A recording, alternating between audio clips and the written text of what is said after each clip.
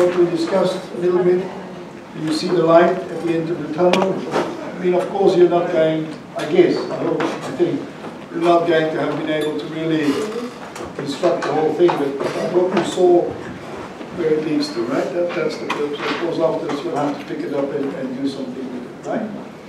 So, before I ask any volunteer to give a nice presentation, are there any questions about what we've discussed this morning? What you've tried to apply and didn't get to apply? Other controversies that, no? Yes, sorry. We just tried to find the designing tool online and there's 30 questions. You didn't find it? CassandraTest.com. I found it. I googled Cassandra 17 million questions. No, take that. That's a good one. We didn't label that one. No, the site is CassandraTest.com. That's the site. So if you type it in, you should get it. We sort of struggled with the definitions of each quadrant. Right. That's important. You mean the definition or the application? Probably a little, yeah. A little bit of both. Well, you have to understand each quadrant in order to be able to apply. Yeah. Do you want me to explain the quadrants, or do you want me to explain the dynamic of the quadrants, or everything? I think maybe explain the quadrant through another example, not the ones that were in the slide, because I think they were quite short illustrations in the slide. So maybe I understood the quadrants when they their relationship with each other. So it's a dynamic of the quadrant. So the logic of the values-based company.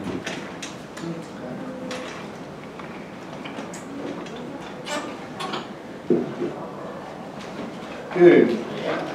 If I give them all answers, you stop me, eh? Yeah. So I'll give it a try and then tell me whether this is what you want me to say. So we start here, right? We agree on that.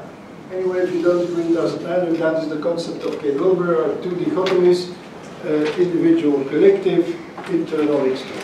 Okay, that is sort of his idea.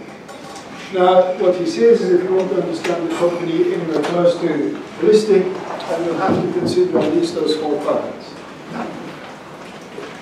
There is, per se, if you want to understand, there is no reason to start anywhere particularly, but the classical way of thinking about things will start here, which is what he calls the it quadrant, the external world. Recall what I said to you yesterday, the third person view.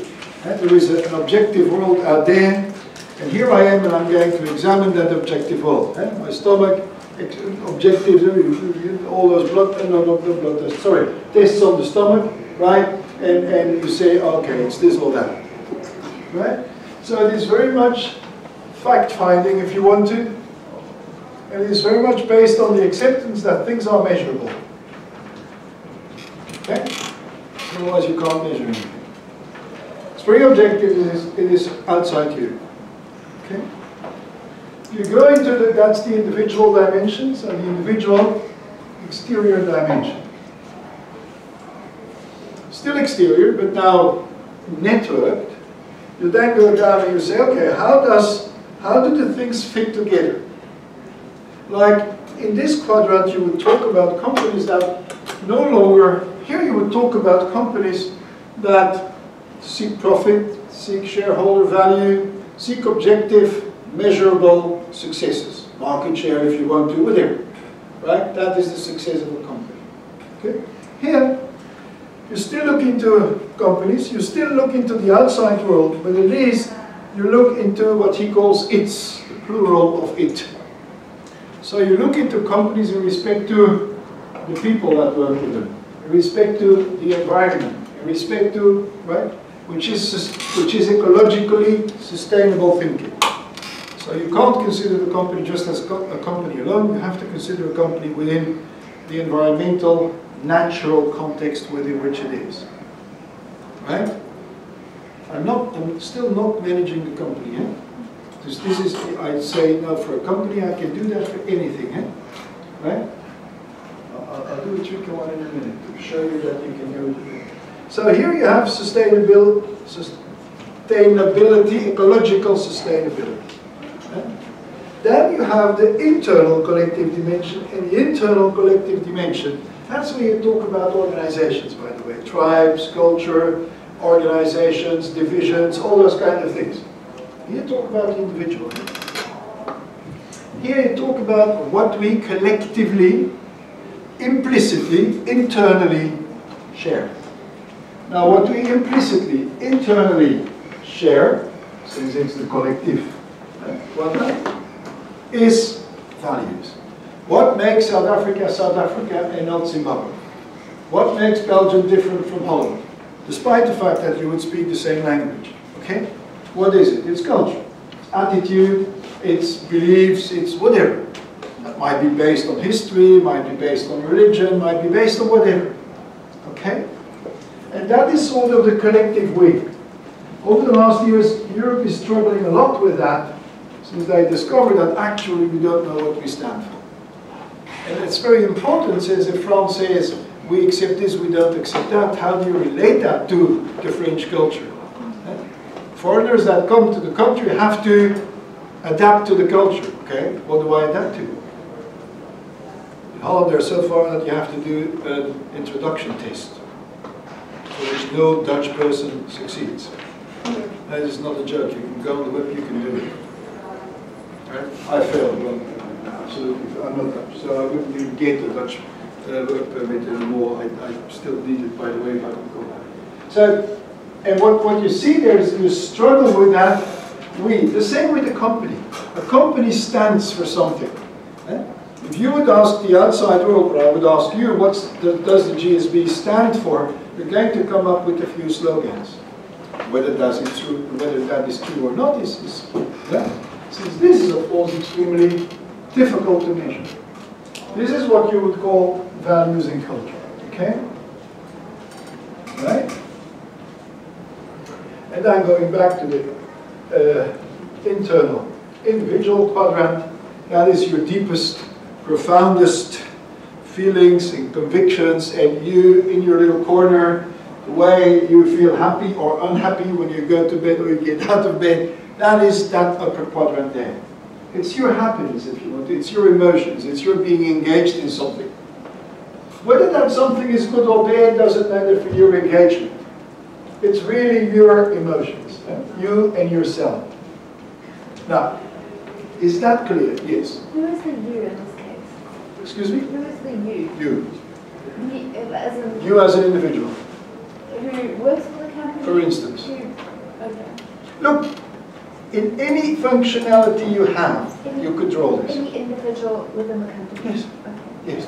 So, but also for a buyer, you can draw that for any client of you. You can draw that for any employee. You can draw that for them. Individual is a person, you. So, if we make our life simple, we talk about companies and managers. Now we talk about the manager. Okay? Agree? Yes. Yeah. On the top top left-hand quadrant, we were talking earlier that was also the things that you have to prove in order to be able to enact those values in the model. We get there. Since now we're going to go to how do you use that. So I'll get there in a minute. I want to make sure that you get to different things. Anything you want to understand seriously, you will have to understand in those four quadrants. If you would like to understand your dog seriously, I said I would give you a strange example, and you'll have to understand the mechanics of the dog. Imagine that your dog doesn't behave the way you're used him to behave. You have to understand the mechanics. He might have broken a leg, he might have God knows what, somebody might have bitten him instead of him biting something, right? Then you have to see whether indeed anything changed is in his environment. Somebody stole his house that he has out there, and you put him out there and he's in the rain. Stupid example, but you have to pay attention to see whether that didn't change. And then it is this belonging. If you don't pay attention to him for 5 days, he won't feel belonging to anything anymore. He might be starting to behave differently, since there is no we anymore for him. Imagine he's this, slightly less developed in that respect than we are, so it might go fast after a few days if you ignore, if you don't believe me, ignore a dog that is supposed to live for 5 days. Don't need much more to get into a war. Right? Now, so that's what you sit here to. If you want to understand the behavior of your dog, you have to be careful about, did we change anything in his belonging? And last but not least, which is difficult, is to find the emotions of the dog. Now you have dog shrinks, by the way, so you could go there, but that is an extremely difficult one. I went once with a dog that we had to dog shrink. Look, I've seen everything in my life. Years. No, look, for serious, we had a Rottweiler, and fantastic dog, but if you for a minute don't pay attention, you get into trouble. And we had a number of children that walked the dog, and one of my daughters was from Miss Holland, to be very honest, so she's quite an attractive girl. So she walks through the street at night, and there's a guy who sort of approaches her nicely, and wants to talk to her. The dog, attacks the guy, which, now look, you can blame the dog, but I was sort of happy with the dog. You could have my daughter walk the dog at night, she had no excuse, so you have your protector with you, so who cares? But of course then we were sort of bound to go to the dog psychiatrist. I wasn't aware it existed, so anyway, long story short, it's difficult to get behind, of course, the emotions of it. It is slightly easier, though many people will hide it, to get behind the emotions of people. See? So anything, be it a dog, a company, an organization, a person, if you want to understand that, whatever, better, you'll have to try and understand it more holistically. Trying to understand it more holistically you can do by trying to get at least hold of those 4 problems. Okay? We're all roughly happy there. Good? Now the question is, what can you do with that? Since one thing is what is, but now the question is, how should you run an excellent company? And that is sort of the thing that I wanted to share. Where normally, logically, traditionally, culturally, we would start to pay attention here. Let's see what there is. What's the organization? How many people do we have? What are their diplomas? How much do we pay them? What is our sales revenue? Etc., etc. The argument around values-based leadership that we develop in the book is saying, that's the wrong start. So no, we don't start here. And you go to the very simple starting point, which is the starting point of the entrepreneur. As I said, what does an entrepreneur think? An entrepreneur sees an opportunity, or sees a problem, call it the way you want to, thinks that he or she can solve that problem in such a way that the one that has the problem is going to like it and is going to be willing to pay for it. Okay? That's the essence of an entrepreneur that starts. You're not going to start, if you're anywhere close to normal an enterprise, if you don't think there's a market, if you don't think you have a solution, if you don't think that anyone is going to pay. Agree? That's exactly the driver of any commercial activity, be that a startup enterprise, be that a medium enterprise, be that a big enterprise. Why would you like to have a huge enterprise like Standard Bank if Standard Bank doesn't add anything to the market different from SAPSA or FNB? Which is the case. So good question, what is the banking world going to do? But the reasoning about the company is always the same. Does the company add value to the economy, the society? And I repeat, if I talk society, I don't mean the bottom of the society. Society. Right? So, when you bankrupt tomorrow, am I missing anything? If I'm missing nothing, since I go to APSA instead of Standard Bank, then why do you exist? Right? Since you're going to have a real difficult road to convince me to work with you, and not with APSA, since you're exactly the same. So the other way to convince me is a price war, which anyway is going to bring you both down. Okay? At the end of the day, it's going to bring both down. The one that has the highest cost structure is going to be killed first. That's why you get so many mergers, since before being killed, most companies are going to merge. Okay? Since you have the volume of traffic without any added value. Agree? So, go back. The driver of any entrepreneurial corporate thinking is here. What values do I create? What values do I have? What value do I bring to society? That is your driver. Okay? And then you continue the logic. It is not enough to have values, you have to live those values. And you know many examples of people that say they have values until you ask the first question, and then of course they say, having values is not enough. Being values, living values, the whole concept of enacted cognition, enaction. You have to enact your values. You don't have your values on a wall or on a brochure. You are your values. Right? If you should see, I know it's difficult, if you should see 10 of the top people of the GSB and you have a drink with them and they're not drunk, then you have to be able at the end to sort of summarize the values of what this organization stands for. If not, they don't live them. Let's make a more neutral thing. You see 10 people of the GSB that give speeches on conferences. You sit in those 10 speeches. If you don't catch it, they don't live their values. It's very simple. If they live their values, their speech will be their values. Of course it will be their values. So they're going to tell you why they do that, how they come there, etc. That is your values. Your living, experienced, enacted values. Okay? Good. So, next step is, if you would be able to define those, and if not, you'll have to spend time on that. I say that many times. If you're unable to tell me what values you bring to society, I guess you don't bring any. And if I see that, anybody will see that. And then, what are you going to sell if you don't bring anything? So, then you're going to have living values, if you want to. Okay? Living values is something that is highly individual. Here, we can sit in a meeting and say, what are our values? What do we want to do? What do we want to contribute to the world? Okay?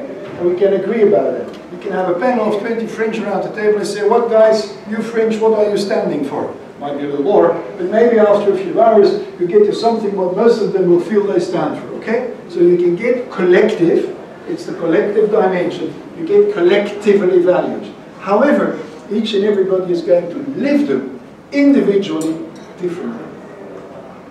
Right?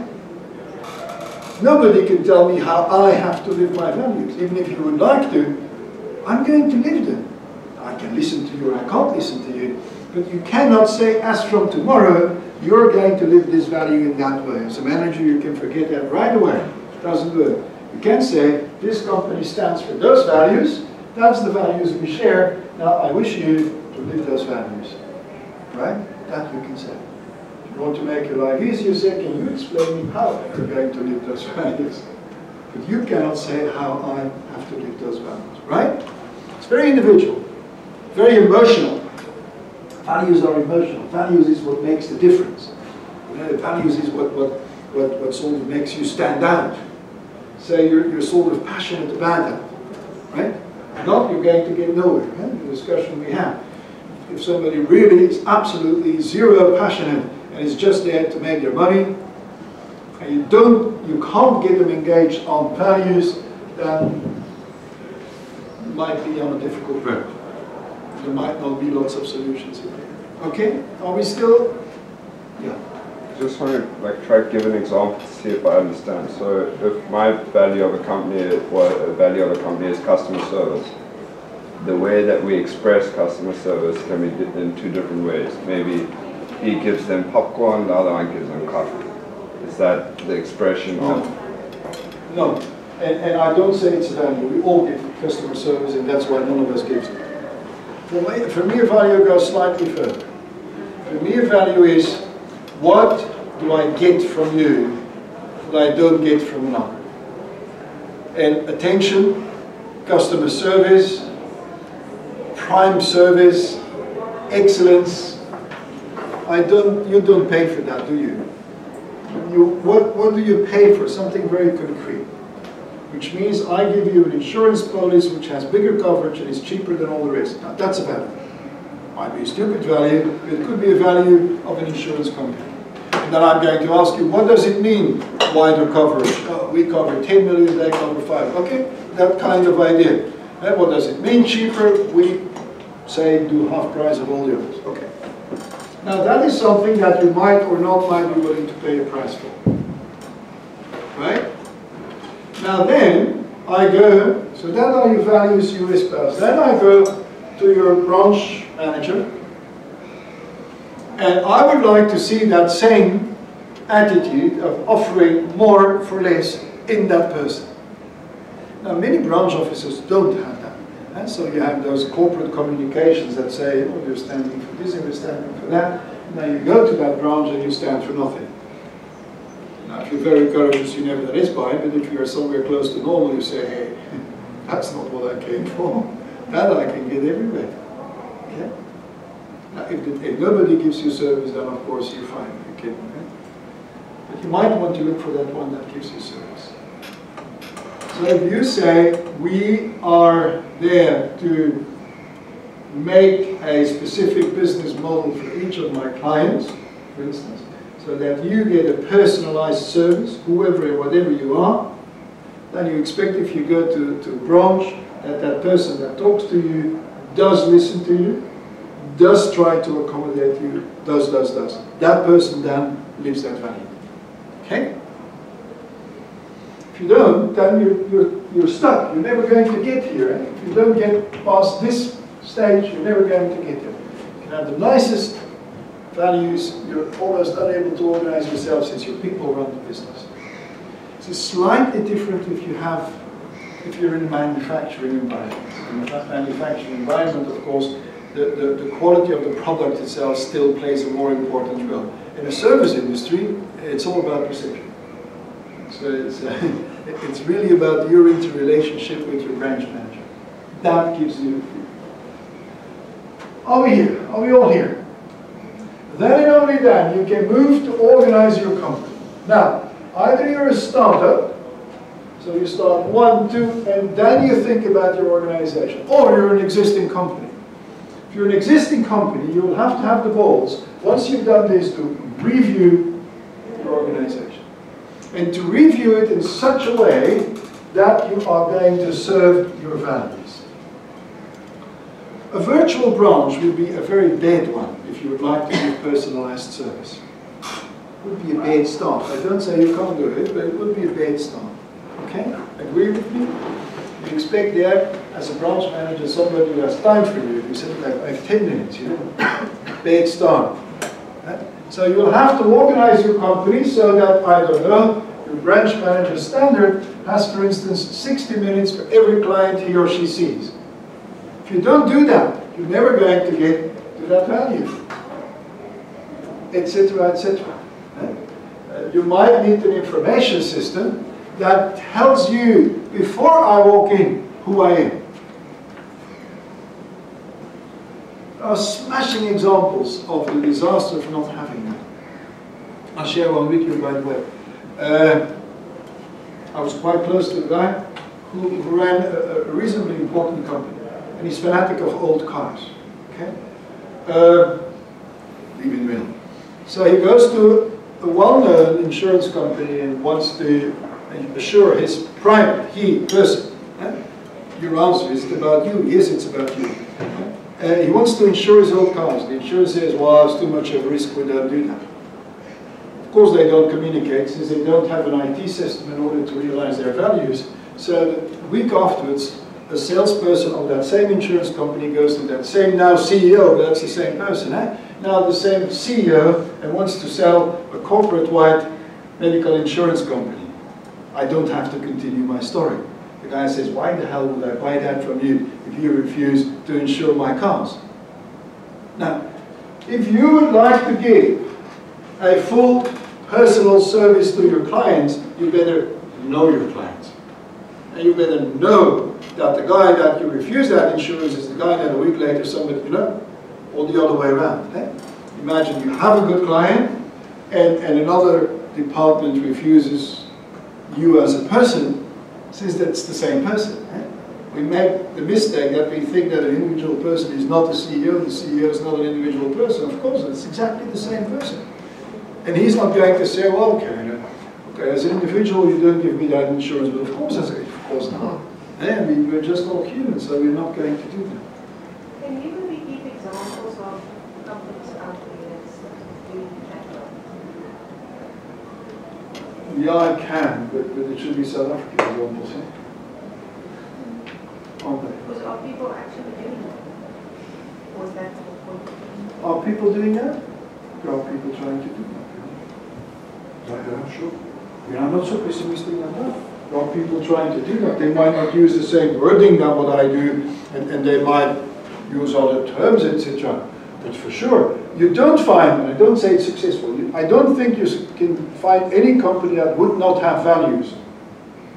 Problem is, and the most difficult, by the way, the most difficult route is this route. That's the most difficult. It's not this one, it's not that one, it is this one. How do you get all your people to live the values? Okay. But yeah, there are companies that are trying to live their values. Whether it's such a structured approach the way I describe it, could you do it better? Sure. There are companies that have values and that deliberately live their values. There are companies that have annual evaluations based on the values. That exists, yeah. Probably within the hospitality industry, because we have to do this a lot. The best example of this is the Ritz-Carlton from the US. And they had a motto which was, ladies and gentlemen serving ladies and gentlemen. And for the better part of 2 or 3 decades, they were known as the best, one of the best customer service companies in the world. Because of this motto, they had the entire company from the CEOs, general managers, down to the rank and file, actually believing in this motto and living this motto. So you would walk into any Ritz-Carlton, they would have their corporate values, very American, but they would have a little card of corporate values and ladies and gentlemen serving ladies and gentlemen. And that's probably the best American hospitality companies are outstanding compared to many in the world. I might not like some of the things, but at least everybody gives those values. Just to give those. And often they are organized to deliver that value. For instance, the value he gives them, they are organized to do that. Right? Protea sometimes succeeds to chase me down, being the owner of one of their main hotels in Cape Town. And I get good service, wine in my room, etc. Beginning of the week they failed to do that, but that's okay, so I'll mention that. But yes, I mean, another example is the Oberoi. If you ever want to spend lots of money to have amazing service, save to go to an Oberoi. Okay? What Oberoi? Oberoi is originally Indian or Indian. They are Mauritius, they have an Oberoi. They have an Oberoi in Bali and whatever. We went to the Oberoi in Mauritius, I guess 13 years ago. We go to the Mauritius in Bali last year. They tell me which cocktails I like. I've never seen them like that. And it's not at the reception they tell me. I go the first evening to the bar. The lady at the bar, a young kid, you know, comes to you and says, "Oh, Mr. Baets, beg your pardon. Oh, Mr. She even pronounced it correctly. Oh, Mr. Baets," she says, "welcome here. I see you like our hotel." "Sure, yes, I like your hotel. What can I offer you? I know you like 1, 2, 3. I'm standing there. Wow. I say just a glass of wine. But look, still, can you imagine? 13 years later, in the same chain, but at the other end of the world, they trace you down. Well, you have to organize that. If that is your value, to give your, I don't know what their value is, by the way, if their value is to give their clients an outstanding experience or whatever of a once-in-a-lifetime experience, I'm not in hospitality. They clearly succeed, all of them, even the bar girl, to live those values, and they support that by a system that allows this bar girl to realize that. Bingo!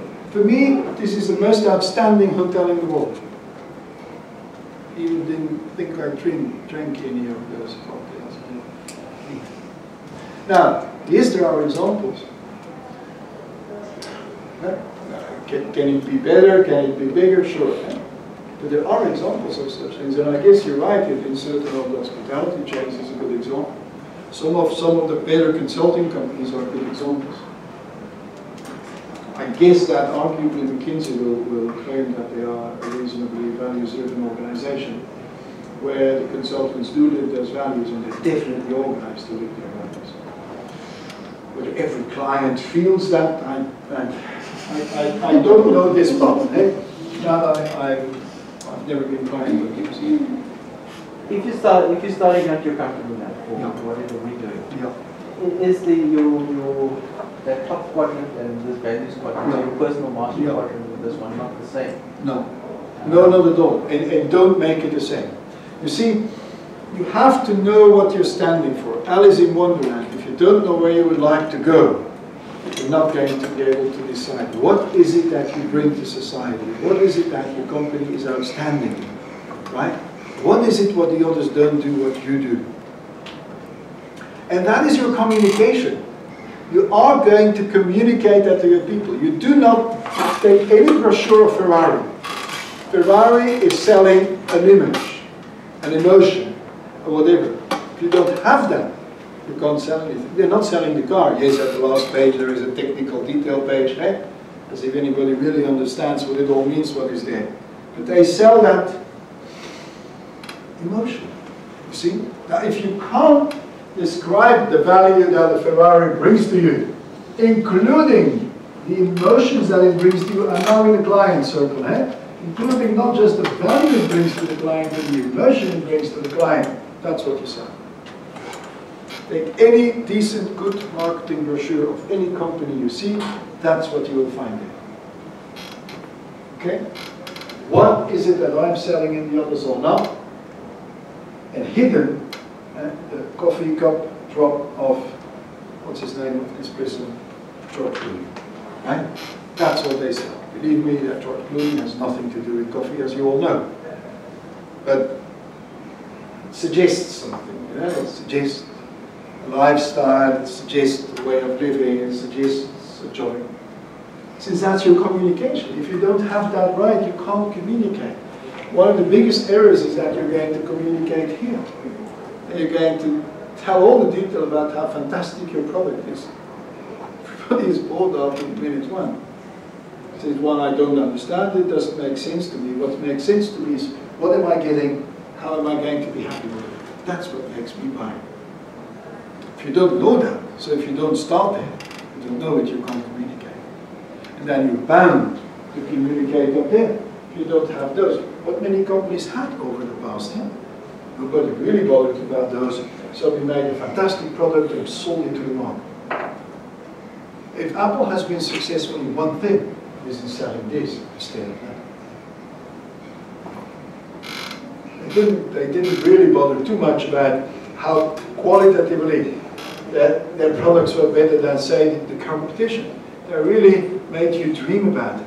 They really made you feel that if you had any intelligence, you had to buy an Apple, don't you? Since that is the computer of the smart people, right? Etc., etc. Or the trendy people, or the this people, or the that people. They have sort of innovated that. That is what they have started to market. There is not one invention in electronics that has not been made by Philips. There is not one that Philips has successfully marketed. Why? Since they market it here. They make it here, they market it here. People don't buy it. They don't understand it. Be that the Walkman, be that the whatever, and they won't, they What if emotions change after some time? You have to build that up. You have to keep that up. You see, of course emotions are going to disappear. Collectively, when I say like, I would like to use the example of BlackBerry. So BlackBerry marketed their phone for the upclass, working people. And they realized that everybody now wants, and of course they want to have all those upclass people stay connected. Important people want to be connected. And then they realized that everybody wants to get into it. And then they changed their model. So they realized that the emotions around the product changed. So that's where I'm coming from. And how do you work around that emotion? Look, you'll have to manage that side more than that side. Now, I think I'm not a mobile equipment specialist. I guess that the technicalities at a certain point in time of BlackBerry were not as strong as, say, or at least has the promise that iPhone name. I have BlackBerry, I have an iPhone, I gladly go back. I'll tell you honestly, right, as a user. So I think there's something that plays here, but clearly they missed out the message. Now you can't have the message if you don't have the product here. Because that you can't. So that's going to fall through the cracks. But yes, I mean, you have to manage this. And if you have a high competitive market, that management is more difficult. But Ferrari is not really in a highly competitive market. Having said that, there are a few other brands. Harley Davidson has a non-competitive market. You do or don't go for it. There's no competition for it. You have the Japanese, no words. You have all the rest in them. Right? There's no competition. So there, keeping the immersion, therefore, is relatively easy. Not unlike some of Apple's strategies. You have an Apple or you have the rest. Samsung tries hard and succeeds to be a difficult player there. But drop the Samsung time. Samsung wasn't there. You had Apple and all the rest. So Apple had an easy race to go. Now, of course, Samsung is going to play on the same values and emotions. And they seem to have a product that technically is fine. So they can do that. Now the question is, what gives me the most value, flexibility, connectivity, synchronization, and all those kind of things that you really would like to use? And how do I live that? What's more Porsche? Take an iPhone out of your pocket or a Samsung 6? Advise me since I have to make a choice. You should definitely get iPhone 6. And Thank you.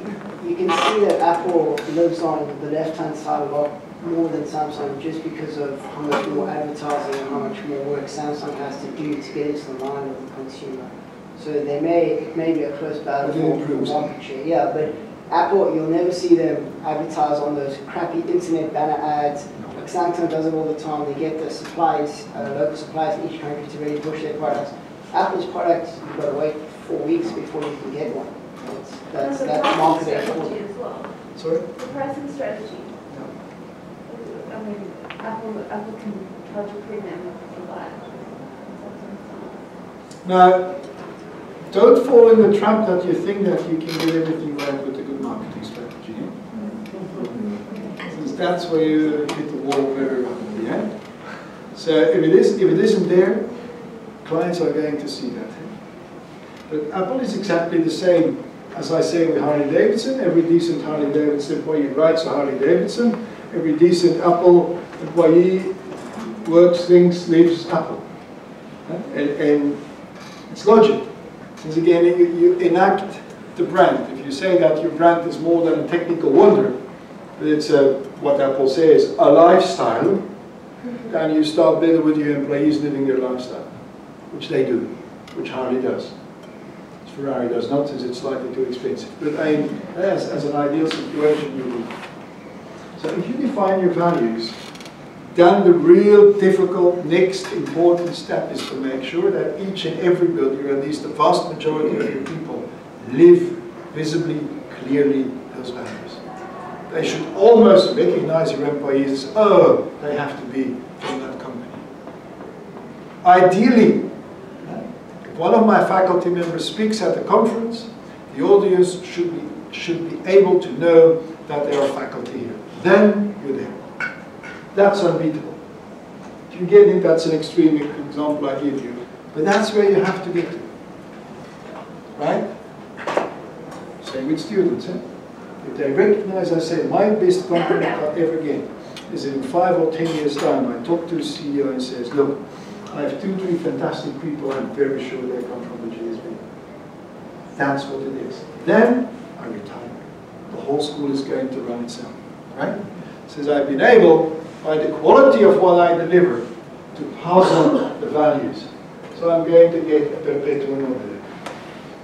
Nothing is eternal, but for a while it's going to work. I have to be careful, I continue to expose my values and I keep my values alive. You know, you have to manage that, hey? But I think you see the dynamics, right? So let me go further. So then, if you get to the point that everybody lives their values, and if you start a company or you manage a company, You have to have a policy how to do that. Again, I don't have the answer, but you have to ask the question, how am I going to make sure that all my people live the values?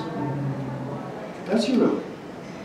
It's not your role to oblige them to do that, it's your role to make sure that they do it, all the way around. Could that fit into your processes on the, I'm not yet in my processes. how you get your employees and the people in the company to live your values? Could that be built into your processes? Well, if I start recruiting, I recruit them on those values. Well, if I have to, I'll have to go artificially through the process and maybe separate from a few that. But if you, for the ideal situation, start recruiting, as I say, my question to you is, what are your values? And then I might ask you, I might give you my values and say, how do you align with that? How do you fit in that? That's my real important thing. My last question then would be, once you start working, you say, how are you going to realize those values? Remember, you told me that these are your values. And of course, you're surprised that I still remember that. And then I say, how are you going to do it? You're not going to be able to answer. I say, that's okay, we'll see each other next week. And you come up with your KPIs if you want. And the way how you describe them is less important. But you're going to reflect on how you're going to espouse, live, show, be those values. Then, when we are there, and it's not as clear-cut, of course, in reality, as I said, but then, when we are there, you go to your organization. And you will have a useful discussion with your people around your values that by now they all live. So you can have the discussion which you can't have today, which is, shouldn't we change our entire IT system in order to realize the values that we have? And since they all live those values, they one will understand you, they might even follow you. If you don't have values, I wish you lots of success with that discussion. Those of you having any experience in the IT world, I've worked a while in there, that's the drama. You know, here's the manager says we need this system, and that the system takes 3 times longer, costs 5 times more, etc., etc., etc. Why? Since you don't know what you're doing it for. And if you get a consultant, an IT consultant in-house without a clear briefing, see it going, yeah? And not with bad intent, but what do you want them to do? They're going to do something, they show, no, that's not what I want. Okay, what do you want? No. The question is, what should the outcome be? What is the value that I expect from that system? Many systems don't start there. Many systems say, look, we have successfully implemented the trading room in that bank, we can do your trading room, you know. Oh, take the bank and buck, you go from problem to problem. Or an SAP system, those of you who ever came across SAP, that's a real nightmare, right? Isn't it? Yeah. Don't we know SAP? Of course we know SAP. Don't we ever have examples? We have lots of examples. The problem isn't there, the problem is there. The problem is not with SAP. The problem is not with the software, fantastic software. The problem is that you don't know what you want the software to do.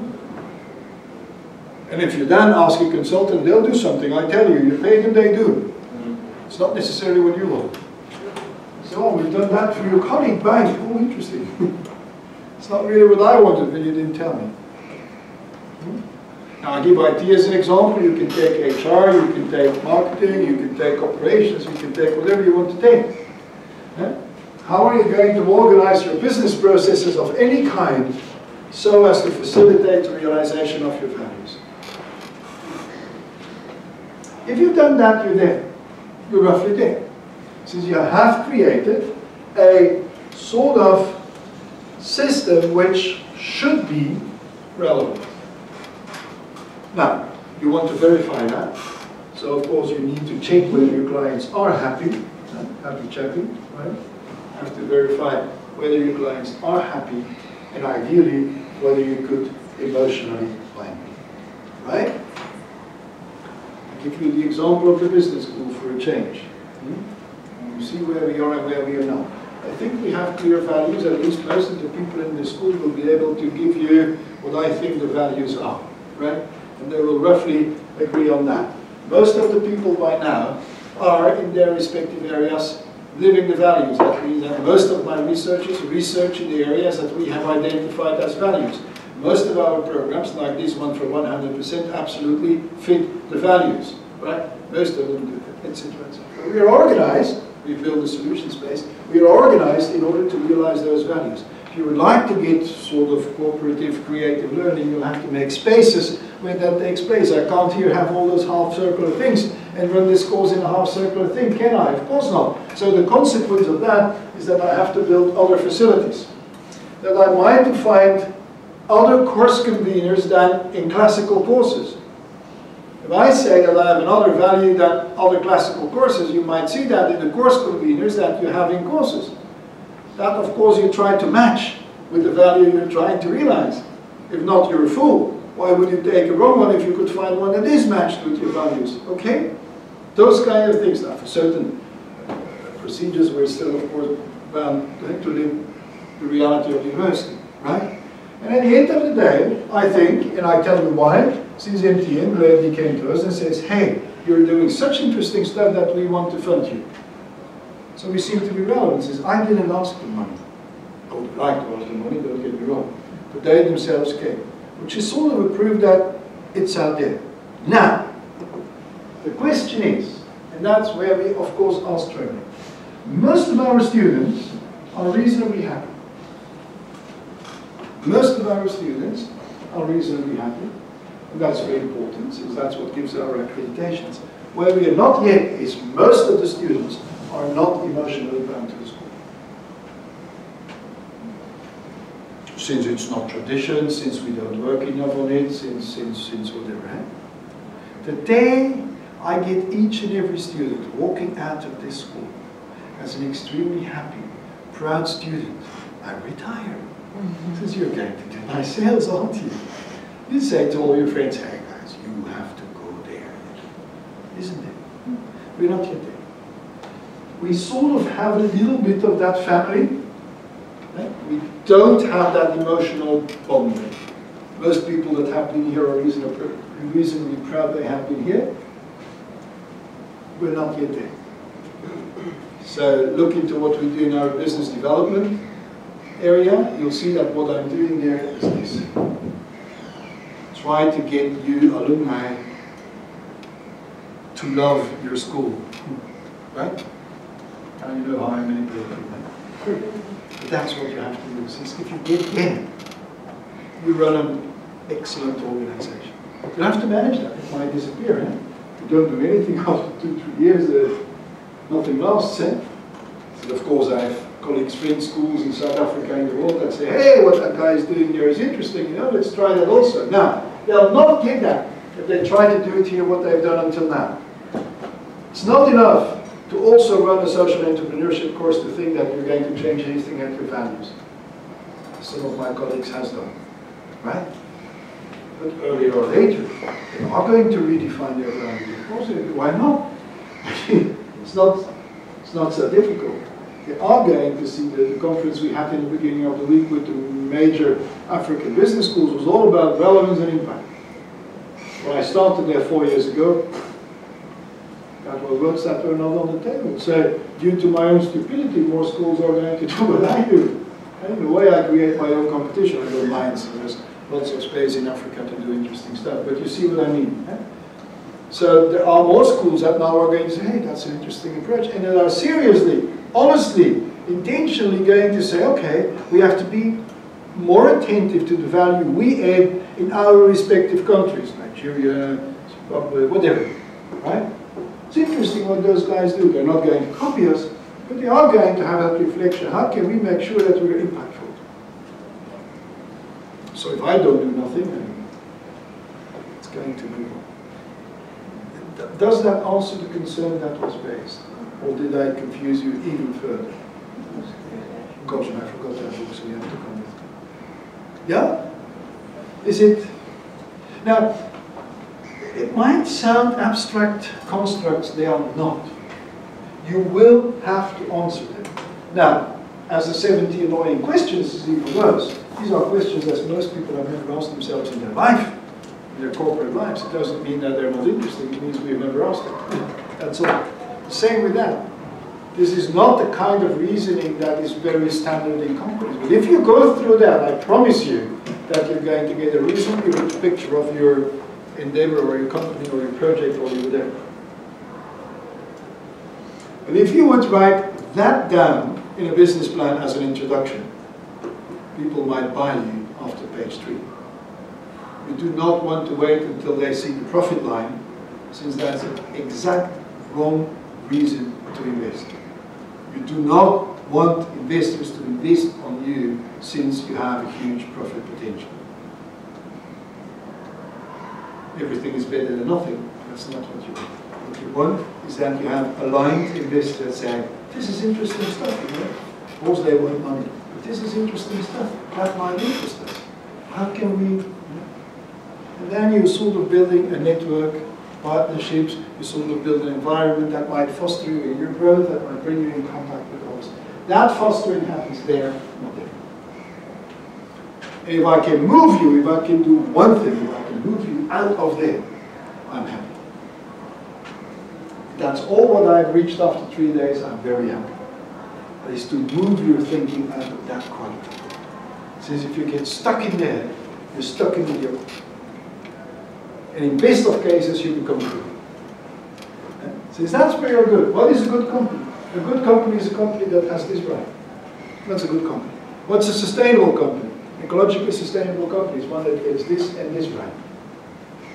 What's a values-based company? A company that gets this dynamic right. What's an excellent company? A company that gets this dynamic right and understands it right. Okay? It's in the presentation. You missed it somewhere on the last transparencies. So if you want to strive for excellence, which I guess you would, which I hope you will, and move out of that provide quadra. You have to have good soccer players. You have to have good musicians. If that's your focus, you're never going to become excellent. Is that? Yeah? Are you happy? I'll each hour from my wife. Yes. That did suffice, but I think going forward, this is a model that would be useful to refer back to. And I don't think we'll always be able to pick you up out of our pocket and have you explain it again. So I wanted to know if there's any resources that you could point us to for the future that break this down even further. Because it is an amazing model. 17 million questions. 17 million questions is not any more than a breakdown of this. You see? If you would do this analysis and you see that, which is absolutely, that will take a time to really start working on that, but you have a year's time. The sort of promise I make you is that if you would go through this view of business model innovation, I guess you would get a much richer picture of your problem, the job at hand, the areas to pay attention to, etc. Much richer than if you would go the classical route. Now, as we'll talk tomorrow a little bit, you still need to understand financing. That's no magic. We're going to go through that. Okay? But that discussion is sort of useless if you don't get the risk right. Now, what do many startups do? They jump to that discussion. I think it's not a good one. And I don't say you're not going to have 1 or 2 successes. People are sometimes successful despite themselves, right? People are smart despite the schools they go. What is the success of Harvard? It's not the success of the school, it's the fact that they select the best students. They get the best students out, since they got the best students in. It's not so difficult. You can have the most lousy teachers you want, you still get good students since you recruit them. I got the success of many good schools. How's it do? To select a good student. No, it's true. It's true. Now, if teachers don't spend too much time to annoy you and to sort of distract your energy, but rather push your energy, you came to get out and say, wow, what a fantastic school. Since I have been fantastic. That's what you should say. Right? That's what you'll feel. So that is a little bit the wish. Right? So yes, it will take a little bit of an effort, but I hope you're going to get it. Give it some thought, read the book. Do read the internet-based book that we've published. It does cover this it does talk a bit more about values, it does talk a little bit more about leadership and personal behavior, it does introduce Cassandra a little bit more, etc. But you see well, I've made the choice to do this and not other things, and I think those are more crucial. The rest, you're smart enough to pick it up yourself. But go if you want more information, I have a blog which I'm sure somewhere connected to this course outline, where there are lots and lots of resources around all this. Any person I've probably mentioned, I have a link to his or her blog or internet site or whatever. Right? There's a full course on complexity taped of myself on my blog. I mean, there's an interview with Prigozhin when he was still alive, obvious. On my blog, there's an interview with Varela. There's all kind of interesting stuff. You say, hey, you know, that was short, but it interests me. Go there. It's all there. And then you can still go wherever you want to afterwards. But that's it. It will be your personal exploration. But what I hope to do in those, what I hoped to do in those 2 days, is to give you that other view, right? That view that to me arms you with more successful views. That you have to make up yourself, of course. I don't decide that for you, right? And tomorrow, as I say, I'll start around a basic explanation of really the basics of corporate finance, the role of cash, the role of the working capital cycle. I'll draw it just on the wall, so I won't have transparencies. So it's not that we don't have them since I didn't see them, it's just that I don't have them, right? Since I want to talk you through that process. I will from there try and explain you briefly what the cash statement is, what the balance sheet is, what the profit and loss account is, that you know where to pay attention and where not to lose your time. Okay, but what I really want you is to understand the financial mechanism of a company, since you have to get that right. Since, of course, at the end of the day, you'll have to make decisions based on financial limitations. Hopefully not, but most probably yes. So, and then I invite you to ask me any question you want to around that. They will have a pitch thing at lunchtime tomorrow? Yeah, great. So at lunchtime, Nicola has arranged somebody who's going to train you how to have a correct pitch presentation, which I'm of course not good in, right? But that's another business. Right? It's not what I'm going to talk about. So my point is not where you get the capital. I want to understand what the role of capital is. That's what I want.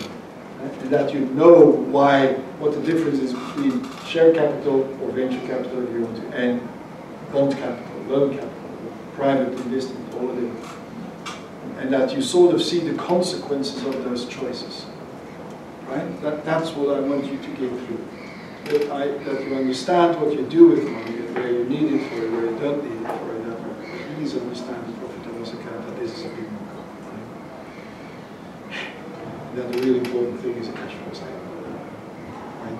That I can tell you upfront, so you can sleep on that one, so at least you know that one. Okay?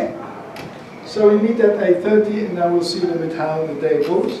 I hope that tomorrow in the afternoon you're going to work individually on your projects, right? What I want you is that you try to make sense out of what we covered in the, by now, 2.5 days, and that you sort of walk out here with at least an idea on how your project now looks like, or should now look like, if you would like to go that route. Or you find for yourself a good reason not to go that route. You don't have to. Right? Good? Last question, are you happy? Did you like it? Yes. So I see you tomorrow. Right?